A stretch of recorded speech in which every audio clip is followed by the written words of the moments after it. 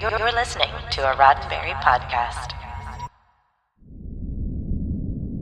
Mission Log Prodigy, a Roddenberry Star Trek podcast. Episode 35, Ascension. Part 1.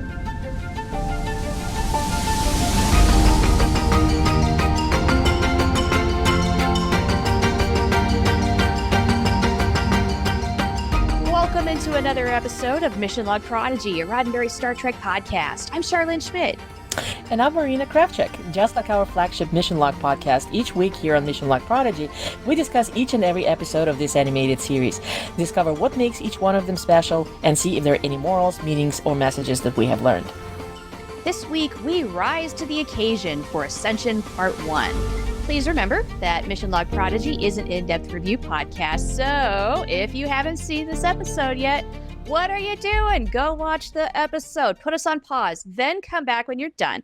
Then hear us talk all about it right here. We'll be around. We're here. Mission Log Prodigy is produced for YouTube and is a regular podcast, so please be sure to engage the like and share buttons and subscribe to us here on Roddenberry Entertainment YouTube channel. And if you listen to the audio-only version, please leave us a rating and review wherever you listen to your podcasts.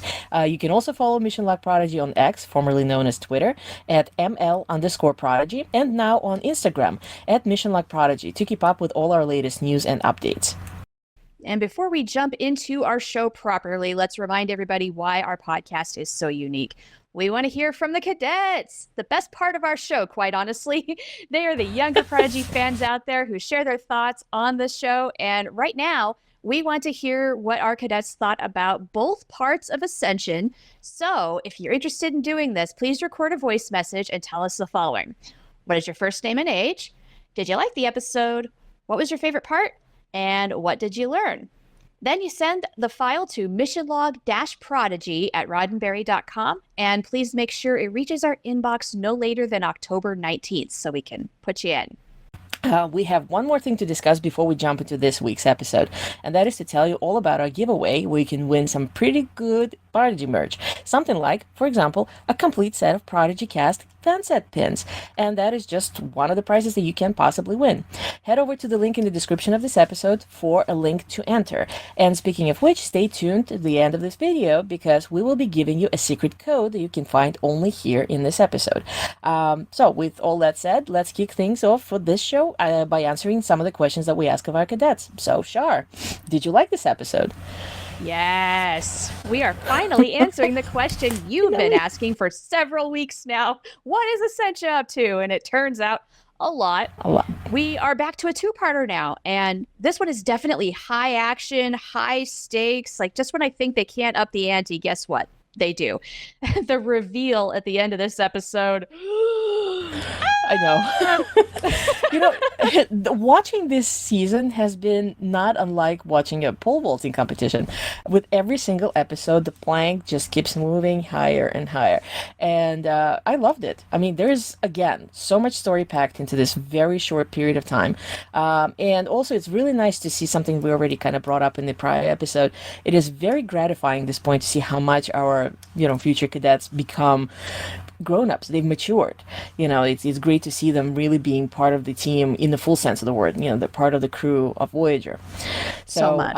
Did you have a favorite part in this episode? Yes, I did. It was Majel inviting Dal to fly with Nova Squadron. I mean, it wasn't just because she was trying to be nice and it was a nice gesture and all, but she didn't do it for that reason. I loved the reasons why she did it.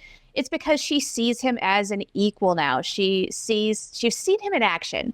She sees his potential, and she thinks enough of him and his talents that she wants him to fly with the other best pilots on this ship so that he can be his best. And that's with Nova Squad. And you know what? Maybe they could learn some things from Dal as well. How about you? I had several favorite moments actually. The moment between Zero, EMH, and Jankum in sickbay.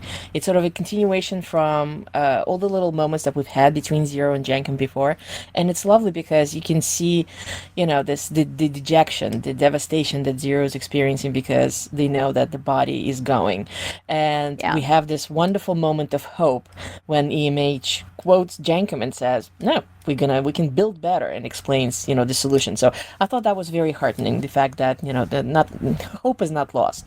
There is always something there. I love all the JC interactions, which is kind of an obvious thing. Of course, especially yes.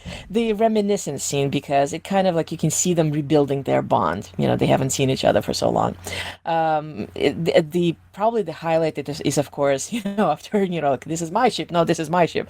You have Chakotay basically calling out crews like, yeah, Dal isn't, you want us? And it's like, yes, this was our ship. Who better?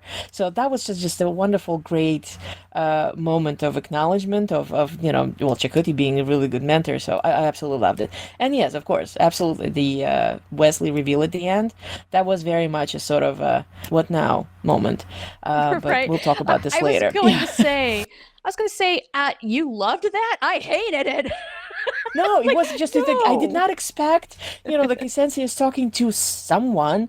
Like, is she talking to Iltheran? It's like, well, you're not gonna watch what I'm doing here, and then all of a sudden, Right. on one hand, it's a combination of a relief because Wesley is not dead. I mean, when Ziggurat exploded, he could have been gone for all we know. But on the That's other a good hand, point. oof, what now? This isn't very good either, but at least there is some hope knowing that he's Yeah. alive. So, what did we learn?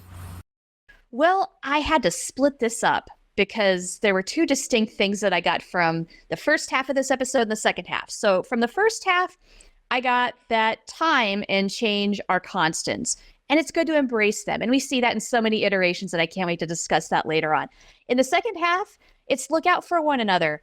You are all you've got when you're in the far reaches of space. And of course, we know that our crew is just going to kill it in this respect. They always have. This is just a prime latest example of them at work doing this and just demonstrating it. Oh, I agree.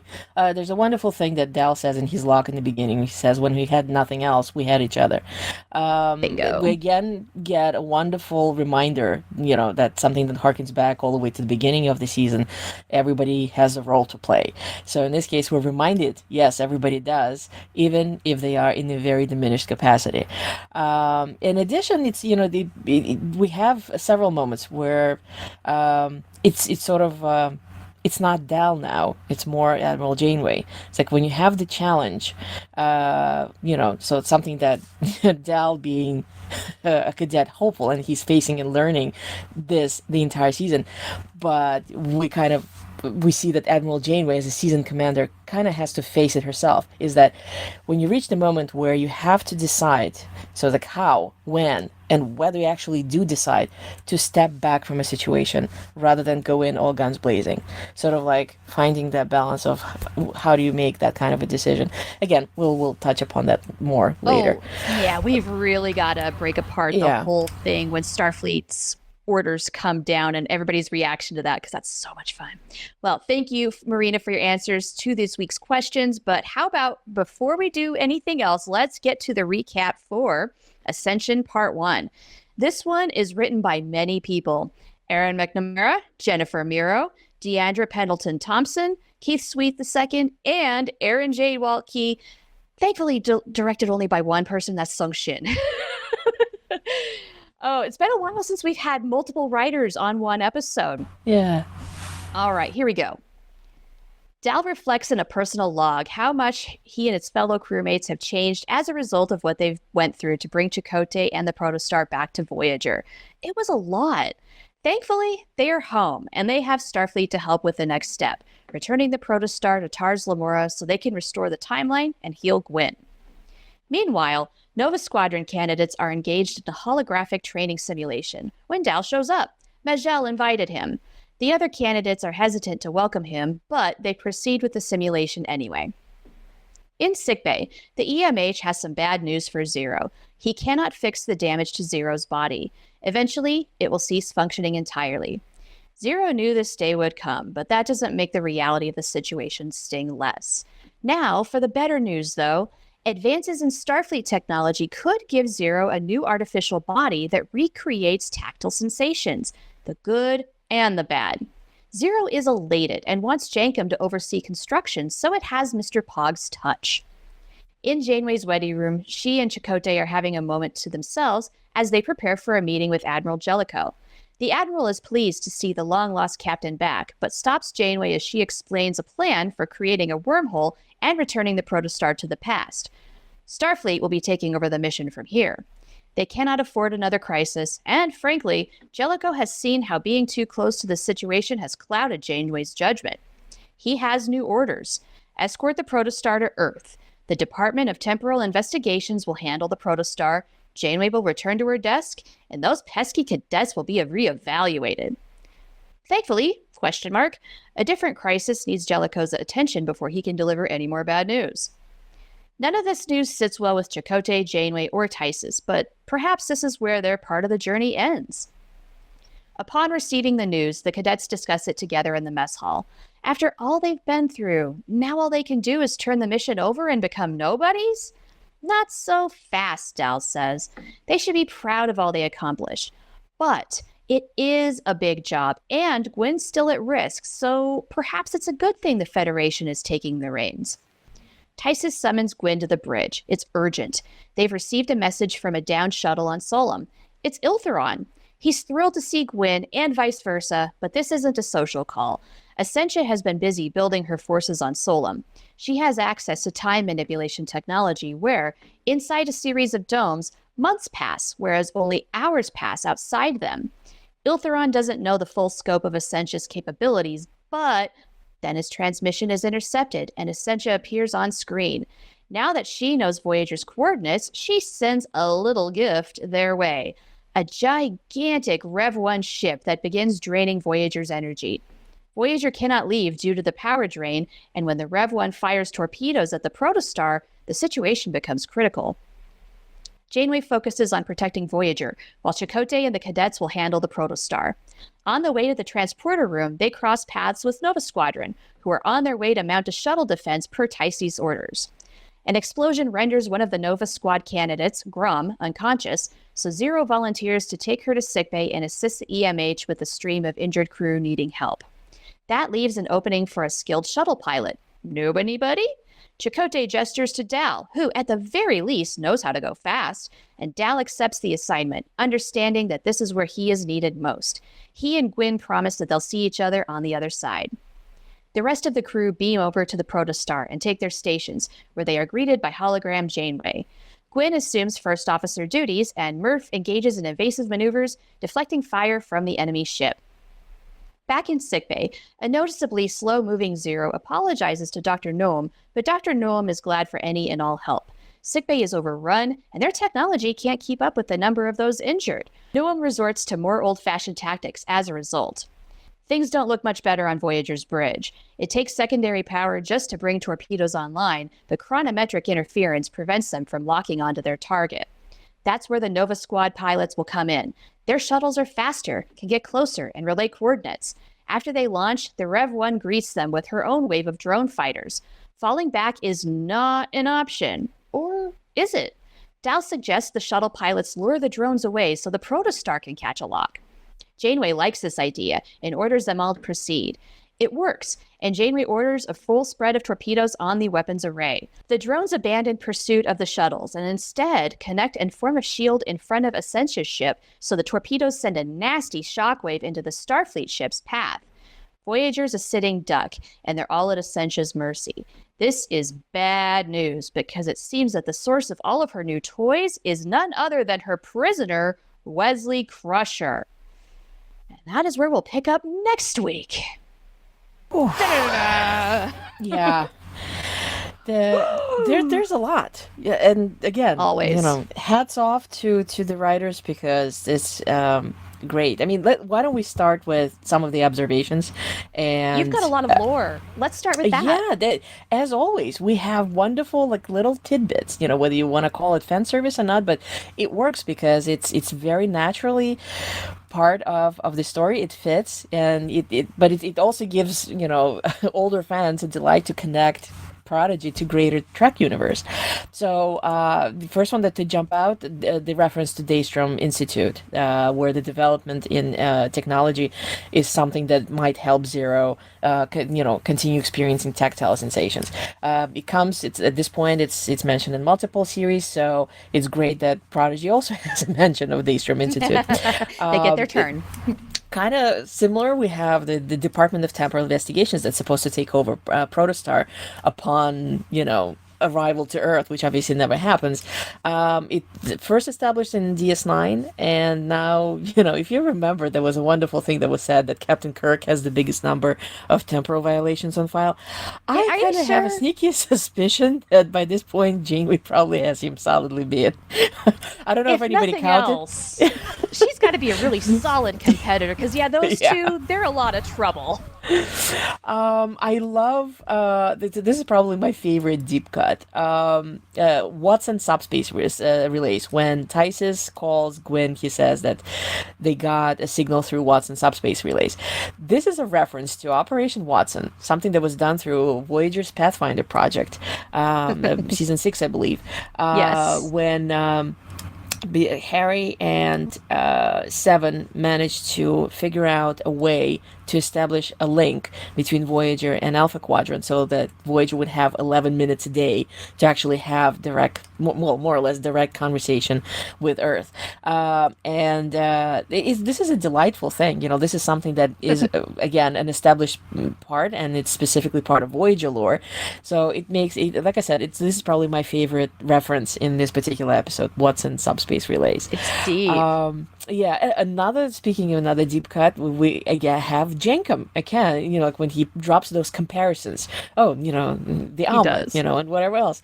In this case, he's comparing Voyager being drained of energy to sort of like the situation where you were, you being drained of, your blood, I believe, by the Cronian cloud creature, which is basically like a vampire type cloud entity all the way from the original series. So this is probably the deepest cut. Something that I appreciated, again, this is not so much a reference as a continuing explanation of how things work, even though I feel we so far reached pretty sophisticated understanding of, what happens on the Starfleet ship. Every once in a while we still get mentions of all the different types of, procedures, protocols, technologies. In this case, as part of the conversation that, we have to get our weapons going, we have to start firing at Rev 1. Basically, as part of the dialogue, Janeway explains how the ship operates in terms of firing weapons. You can't just shoot phasers or shoot torpedoes willy-nilly. You have to have a target lock. And that whole scene not only kind of, illustrates that, but it also shows how a crew works together. It's not just a captain or whoever's in charge of the bridge barking orders, do this, do that. Right. You have this conversation where the crew members are offering solutions in order how to serve whatever situation at hand. So I thought that was a lovely thing. Something that is important, because as we get closer to the end of the season, we get more and more indications of how it ties into the timeline that we're aware of. Specifically, we have mentions of more tie-ins to Star Trek Picard series.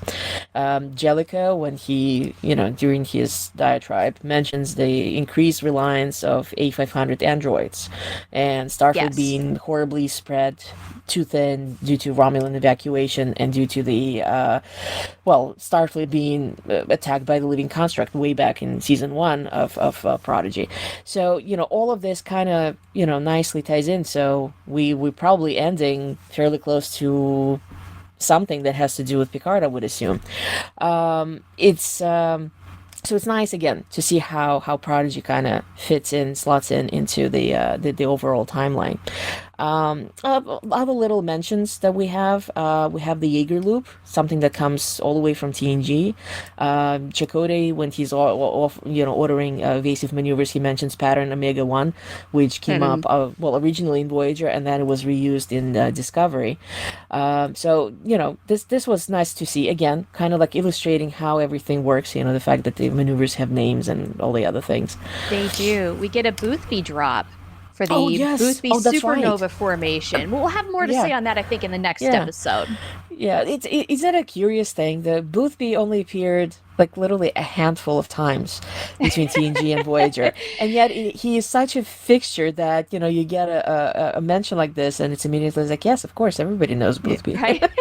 Yes, it's because he was such a fixture at Starfleet Academy. Everybody knows who Boothby Yeah, is. yeah. One little thing in lore that I had to take note of was we get another "It's Been a Long Road" reference. Like, I can't help myself. Yeah. I won't sing it, but it's in you your got head it. now, isn't it? Yes, it is. And I also love the fact that we again get a mention of cetacean ops, just to see that it is heck yeah. indeed, the fully working, useful department within the overall structure of the ship.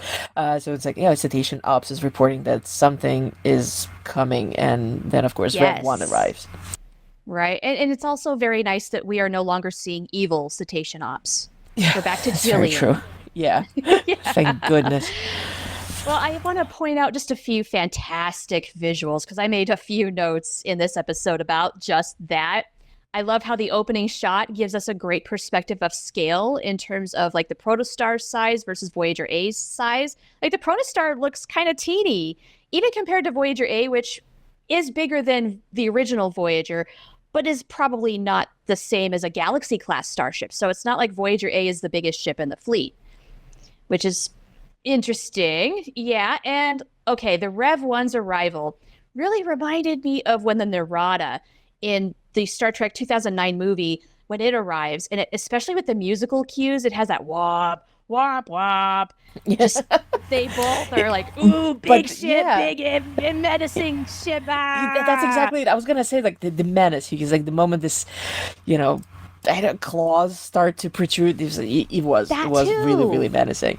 They look a lot alike. Yeah, definitely. And then this week's shout out to the art department has to go for the really striking visual of the drones forming into that grid and then activating the shield against the torpedoes, because that was a stunner. Yeah, that was gorgeous. It made me think of Guardians of the Galaxy. There is a similar shield formed by drones, only whereas there it is a good thing. It's a protective shield. In this case, this is a form of attack, because again, it generates that shockwave that literally is like, we don't know how bad the damage is to Voyager and Protostar after that. Yeah. So Not good. yeah, so here's a question for you. When they mention that, they're getting the signal through the Watson relay, the crashed Starfleet shuttle on Solum, is that the shuttle from the beginning of the season, the one that delivered Gwyn to Solum? Or It's was gotta that be. one? Yeah, because like, for some reason in my mind it registered that we see the explosion and the shuttle's probably, that's it, vaporized or something. But perhaps it crashed after being being attacked. Maybe So what's left of it? Yeah, good question. Yeah, yeah, well, yeah, probably, possibly, just drop down from the sky.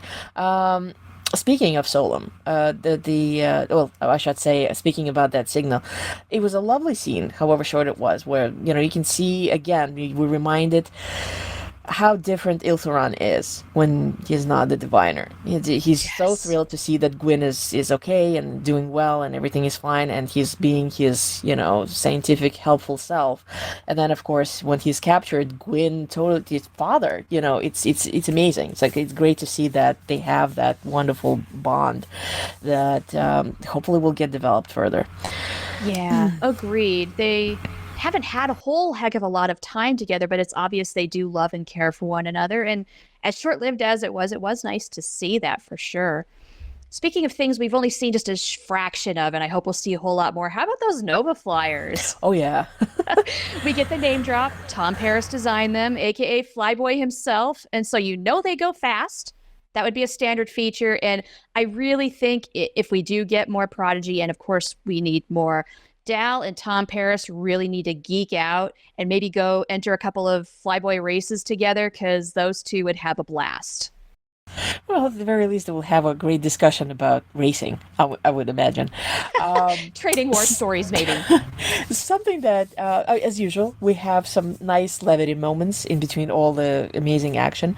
One of the candidates from Nova Squad, Zev, that little dig he has at Grom very quickly. He's like, oh, cut the chit chat. Meanwhile, Grom is completely, utterly silent as she happens to be a Lurian, Morn species from Deep Space Nine, Right. who are not exactly talkative. Nope, So just I sits at that bar. again, I love the fact that it's this very quick reference to something that's already been established, but it's sort of a blink and you miss it moment. And then, of Yeah. course, we have Jankum. Always. Jankum is guaranteed to always say something that would kind of at least make you go, giggle.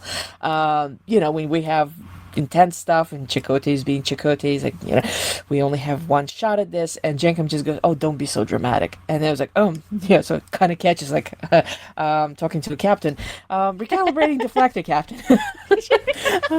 He's trying so hard to be polite in this episode. That was Yeah. definitely something I noticed. Also, he has slicked his hair back down again. It's not sticking up like it was. It's kind of fun just to see the back and forth on that when like the difference between Jankum trying and Jankum just being Jankum. Basically. So this is not a unusual thing, quite honestly, but Janeway talking to Janeway is sort of a thing that happened many times starting on Voyager, and I love that Prodigy has just expounded on this. Like, I think Kate Mulgrew has played more duplicate versions of her character than any other character on the show. I think we've referenced this before, but we do get a nice shout out to the alternate Janeway that helped Voyager get home in Endgame in that scene between Janeway and Chakotay, and I just really love that. So do I. It's wonderful. First of all, I mean, just generally, again, the fact that you have two Janeways speaking in the same scene, and Kate makes them completely different. You sort of have that moment where with hologram Janeway kind of goes like, well, how do I even? Okay, Janeway to Janeway. Just, but doubling of Janeway has always worked incredibly well. Yeah, we've had two Janeways in Deadlock, we had two Janeways in Endgame, and now we have all these multiple Janeways in Prodigy. So that is totally a moment to get a kick out of. Most definitely. I think it's the fact that Kate Mulgrew did so good playing multiple Janeways that they thought, hey, let's make this a thing. Yeah, and it's not easy work. The thing is that, it doesn't register that it is the same actor speaking. You completely, there's hologram Janeway talking, and that is Vice Admiral Janeway talking. It does not crisscross in any way. No. Yeah, it's fun seeing, or hearing, rather, Kate give distinction to these characters. I was thinking more just how way back they played with this in Deadlock, and Kate Mulgrew just knocked it out of the park so good playing two Janeways that they figured they had to do it at least a couple more times. So our reunion with Chakotay and the Protostar once again is subverting expectations by not starting off as really a happy one. And that is the same deal with Chakotay and his welcome home from Starfleet. It's like, hi, nice to see you. Bad news. Thanks, Jellico.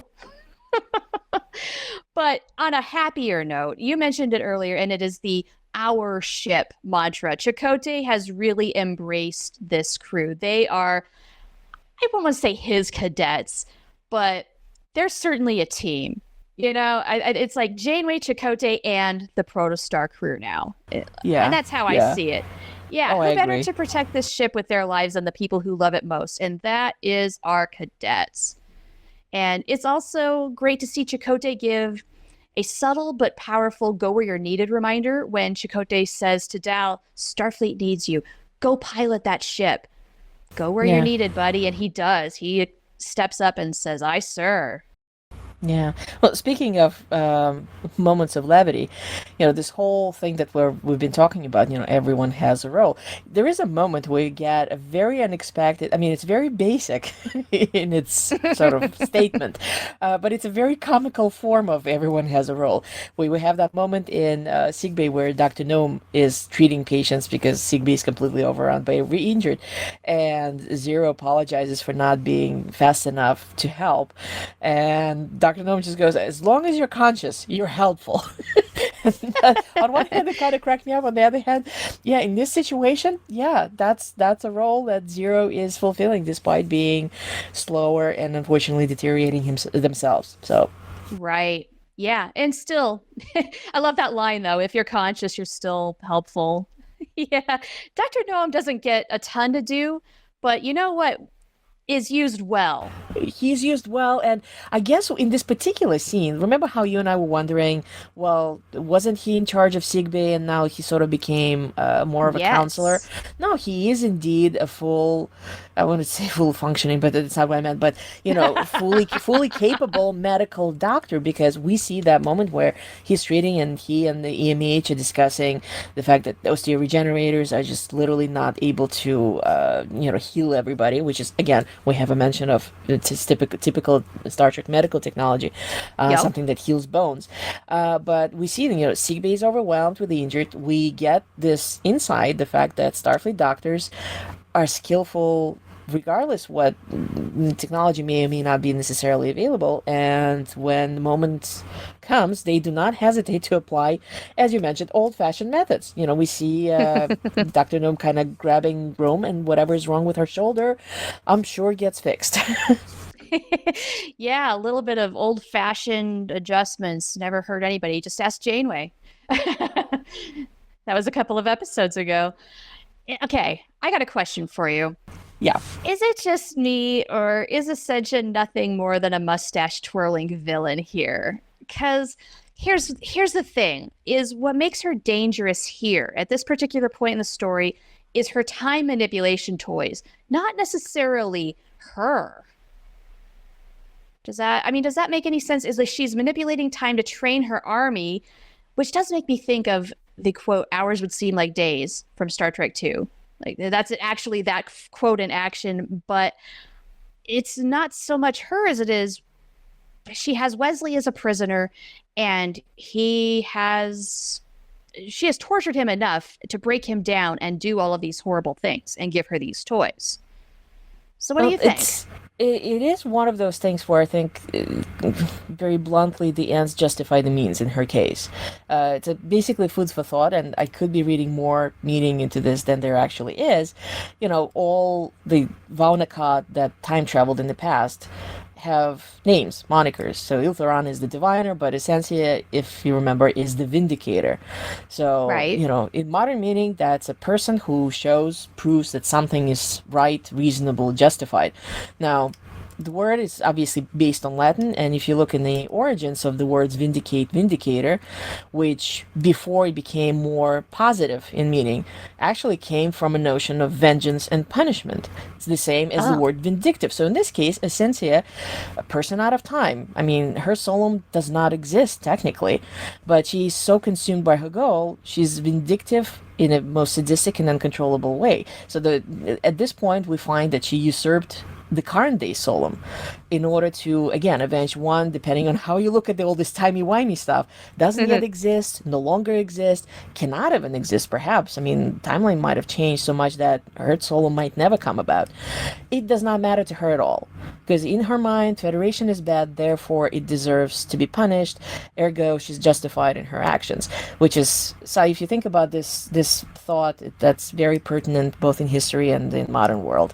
So she's, perhaps she comes across a little bit too, strictly black and white. She's evil, but still, I think we just only got back in touch.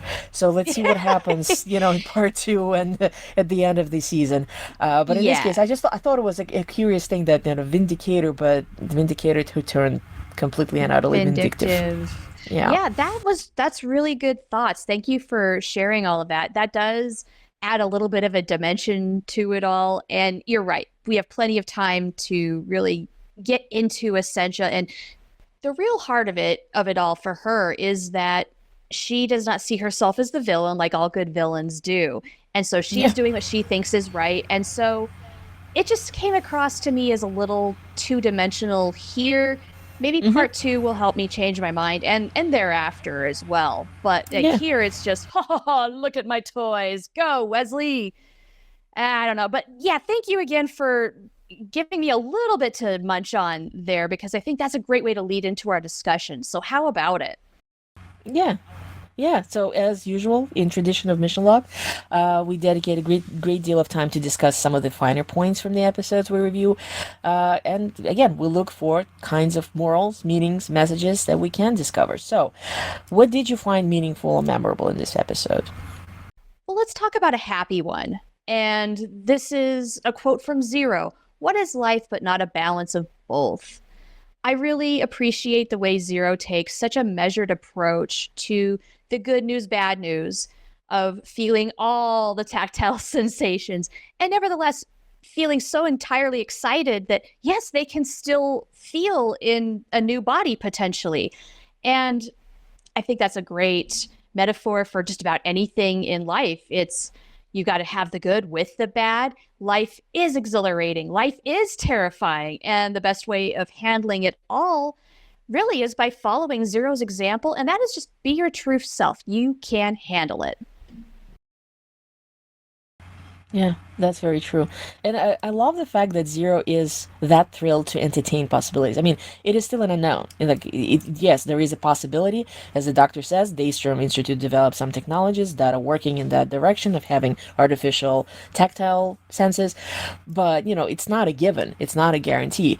Yet, Zero being Zero, remember, the curious one, though, they admit being both joyous and terrified, nevertheless, they want to. They like, oh, the life of new possibilities awaits. Just generally that particular scene, and I mentioned it in the very beginning. I love the fact that EMH quotes Jankum, and Zero wants Jankum to be the one to oversee the project, and you literally see Jankum touched. And it was, such an incredible moment because it's not exactly something that Jankum probably has ever faced when somebody wanted specifically his expertise, not on a purely technical level, but on a personal one. So that It was a lovely thing. So, talk about, well, we were talking about change. So in this case, Zero's embracing change, and there's certainly change for Jankum. Yeah. And speaking of embracing change, I love the scene in, I guess it's the Ready Room with Janeway and Chakotay. They're talking about how nothing stays the same forever. And this has some great parallels in their own respective journeys, how they've basically gone through time, and time has marched on and much has changed for them. And then yet not, because they've gone through such similar things at the same time. And then there's also little details like the design of a comm badge that have changed a little bit, even if they did get the designs from an Admiral Janeway of an alternate future.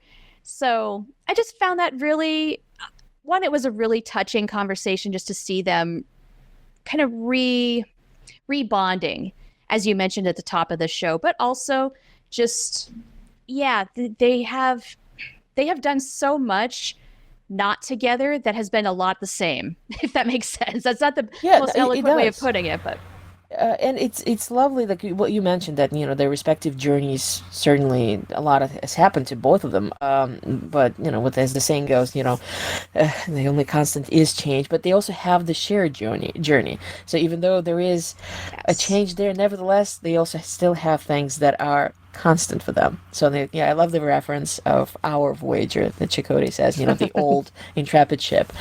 Something that kind of tying into, we had the discussion about the relationship, the potential for the JC, when Janeway says, I look forward to what comes next. And again, it's so beautifully written. Whether you want to have that mean anything on personal, professional level between them as friends, as co-workers, moving on forward, is it an implication on a more personal level that there is more beyond, Janeway's never-ending state of duty, that, maybe something may develop on a personal level once they're done with this particular crisis at hand. I love the fact that the writers managed to weave all of this so naturally and so beautifully and completely, like whichever way you look at all this, you can interpret it both ways. It works. Right. I really, either way, I think it does say a similar thing, which is just that whatever does come next, she is ready for it. She is excited about it, and she's ready because she will face it with Chakotay. He is here now. They will face it together. however you want to interpret that. Yeah, exactly. And okay, another thing about embracing change, we've got to talk a little bit about Dow's personal log in the opening, because wow, have our crew changed. And it's just acknowledged outright in his log. We've been through a lot and it changed us and we have grown. And you see that reflected in when they're discussing the orders from Starfleet. Like, do they fight back on this or do they let Starfleet take over? Dal, I think maybe for the first time, certainly in a while, sees the bigger picture. And I don't know if that's the first time for him, but it's been the first time in a while, maybe this season. Generally speaking, this whole beginning, you listen to Dal's log, it is so, thoughtful and mature. There is a sentence that kind of goes through where he mentions, and it accompanies by visuals. You have our folks sitting together. You see Janeway and Chakotay sitting together, and he says, "Home isn't always a place; it's the people you trust most." And again, it comes back to the subject matter of the found of built family, not necessarily your actual blood relatives, but the folks that you've bonded with through difficulty. And it's just beautiful. Again, the writing is I applaud the writers. It is. It's so great. That sense of security this scene gives us too. It feels good, especially knowing how things are going to blow up. It's very brief. Yeah, the sense of security is very brief, but nevertheless, yeah, it's just a moment to relax and breathe and just be. But nevertheless, it was there, and I'm glad that the episode itself, the story itself, includes this moment, because sometimes I will criticize modern Star Trek for rushing from plot point to plot point to plot point, just action, action, action. They took a moment here, and I really want to appreciate that, just to put that out there.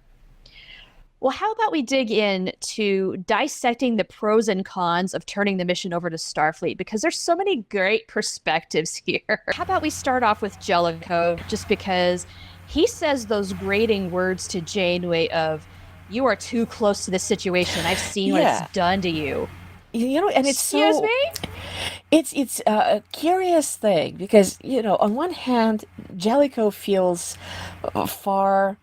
I don't know what is it? Not kinder. Kinder is probably too good of a word for him. That the way Jellico was, the Jellico that we saw in TNG.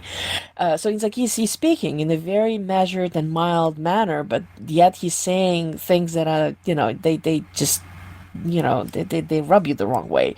It irks me when he basically accuses Janeway of being emotionally compromised. Is she emotionally involved? For sure. Is she emotionally compromised? Well, I would argue no. And then, so he orders her to return her desk. Everybody gets reassigned. The would-be cadets are going to be taken off the ship and reevaluated. It's just sort of like it comes across as like, we have far too many issues already to deal with you lot. Oh, sorry, another crisis calls. And that's it, he's gone. So it is quite a contrast in that scene where you have, Jellico, who obviously he, like many other admirals in Star Trek before, he lives in the macro world. He's looking at he's looking at the bigger picture, but on a level where you might miss, the trees for the forest. And Janeway is still capable to operate on a level where I have a duty to my crew first. So that's quite a contrast right there. Yeah. I don't know. You could agree with Jellico saying, yes, she's way too involved in this situation. I can see how you could justify that, but I really do think earlier this season, she's following Starfleet's orders until her hand is forced. Yeah. And then she really does do what she has to do. But prior to that, I mean, she's ordering the wormhole to be destroyed and whatnot. However emotionally involved she is, she's not letting that affect her decision making. So I disagree with Jellico. As something that came up much earlier, like in the first half of the season, there was a moment where when we see Janeway being Janeway and operating. She's making the best measured decisions she can with the information at hand. As you said, until something else would happen and make her, go rogue for all intents and purposes, she was following, like, destroy Infinity. She was going to destroy Infinity. They sent it out into the blue giant. So in this case, this particular scene that we're seeing, it's interesting to see that Admiral Janeway is the one not ready to back down from the mission. And we have Chakotay and Tysus and even Dal basically agreeing with Jellico. So right? Didn't see that coming. So I guess that is the challenge of where, like, you have this very intense mission. How, when, and whether do you do that? Do you make the decision to step back and say, okay, yes, this situation is bigger than I am, let somebody else get involved, or you keep pushing because you're the one who's in the thick of things. Right. And it is interesting why Dal falls on the side of letting Starfleet take over, because there is so much at stake. And I think Gwyn is at the heart of that movement for him. Like, he really wants Gwyn to get through this okay. And then meanwhile, though, none of the rest of our crew wants to give up. It's their attitude is, we went through all of this just to stop. Are you kidding? They've never had to do this before. Even Majel, of all the people, she's the one who's like, yes, wouldn't it be logical if, we started it, we finish it? So, you know what? But with all this, like all this to and fro with what Chakotay thinks and what Jellico wants, what the crew is thinking, all the discussions, considerations of what to do about the mission. Gwyn is the only one to bring up what I feel is not the smallest elephant in the room. The fact that Wesley said that the 7 of them were important to this mission. We're talking about this whole, time paradox. If you recall in The Cracked Mirror, there is a moment where Jenkem says, how come this is happening just to us? And Chakotay just offhandedly said, well, quantum signatures are probably connected to this paradox, and that's why it's happening. It's the same thing. If time traveler tells you that you're important to solve the this time snafu, shouldn't be a question raised like, well, if we're literally dropping off Protostar in San Francisco, how's that going to work? How's that going to help with the time paradox if the 7 people who should be there are not? Right. Which does raise that bigger question of... So it's obviously not something that is happening, because obviously the Protostar is still there, the Voyager is still in place, so our 7 crew are still in the thick of things. But had this not happened, had they followed Jellico's orders and everything moved as he ordered, we probably would have been in an even deeper problem than we are right now with the temporal paradox. Right. And I don't know, how much faith do you put in the Department of Temporal Investigations? Because it sounds like, on paper, this is a difficult job that has a lot of moving parts that is better suited for them than our ragtag group. But you know what? That is not true. Nobody knows this situation better than our crew. So there's like a pro and a con there.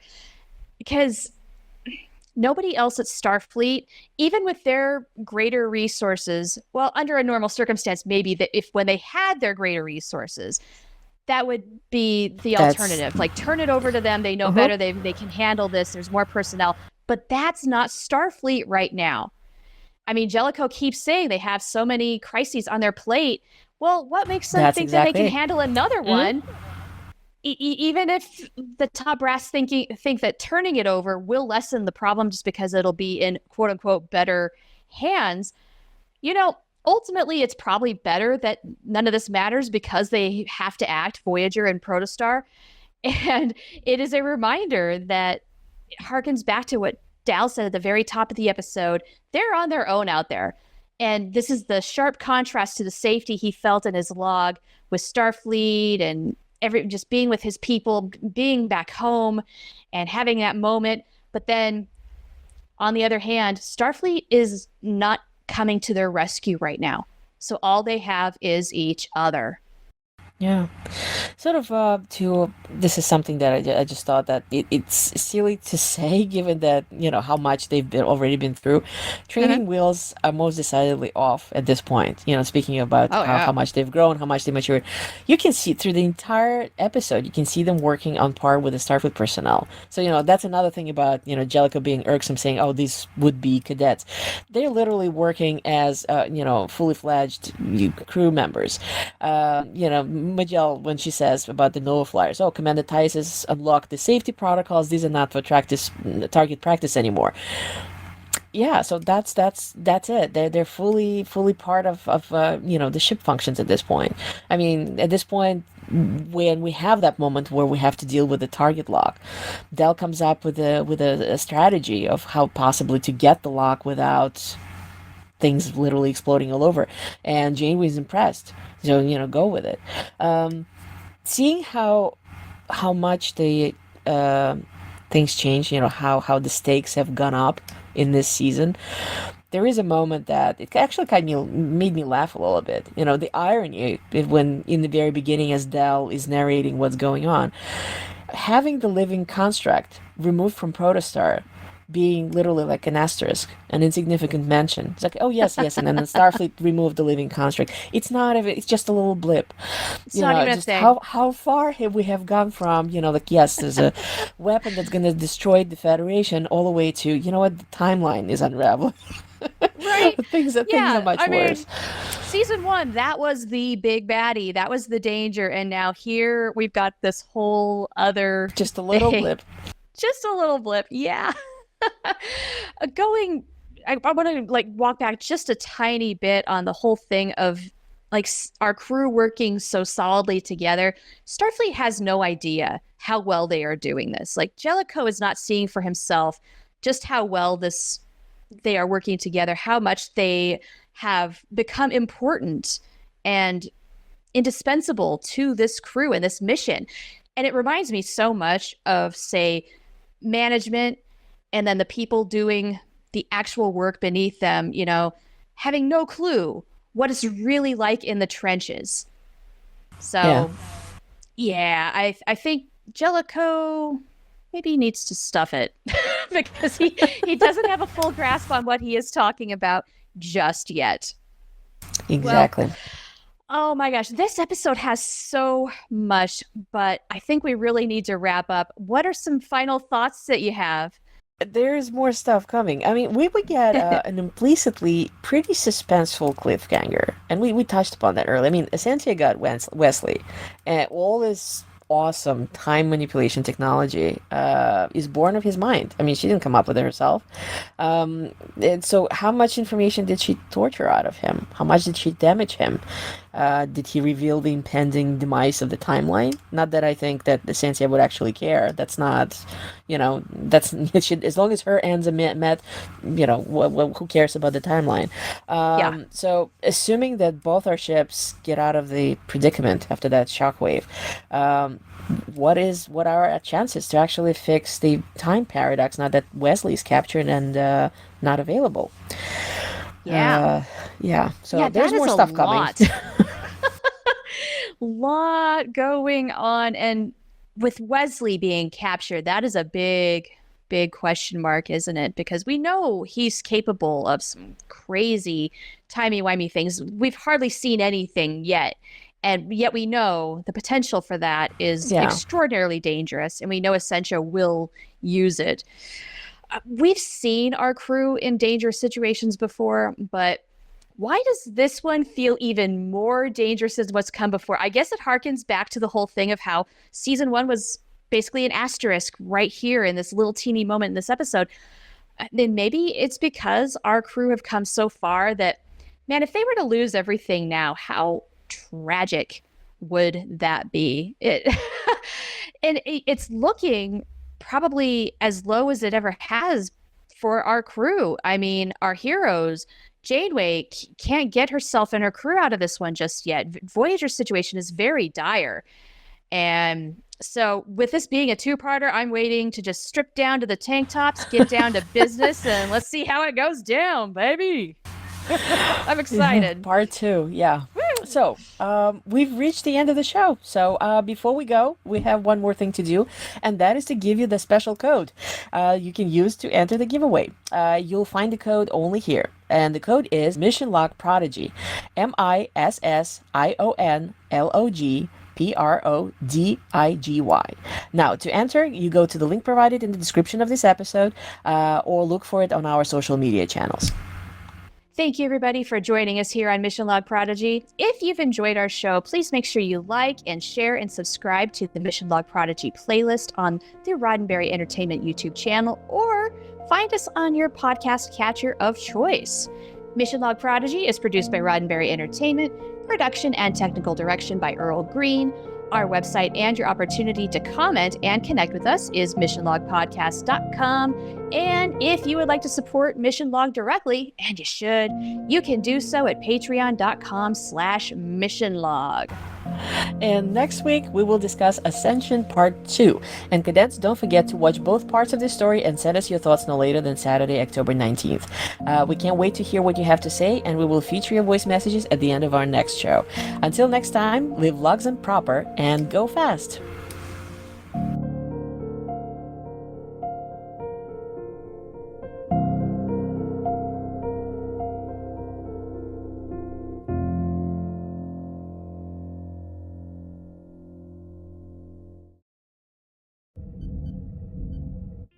This is a Roddenberry podcast.